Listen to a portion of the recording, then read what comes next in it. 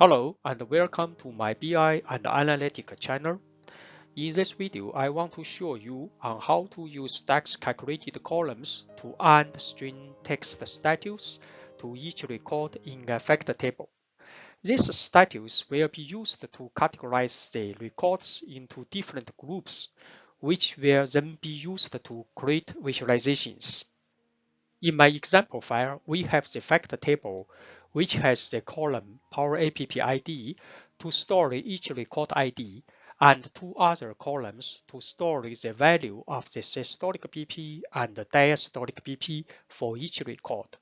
We shall add a column to attach our defined blood pressure stage status text, hypertension, normal, and low BP to each record based on comparing its two value columns with their corresponding standard ranging extreme values. To do this, we right-click on the fact table and select the New Column option. In the formula bar, name the measure. Use the function switch for each record to evaluate the both value of the systolic BP and the diastolic BP according to blood pressure standard ranging extreme value, i.e. the maximum and minimum of the two BP indicators, which we have calculated in previous video. For example, in our case, we need to pay more attention to hypertension stage value more than the low BP stage value. Thus, regardless any case, if any BP indicator is larger than its ranging maximum value, we shall assign hypertension to it. Then if both BP indicator values are falling in a normal region between the two extreme values, we shall assign normal.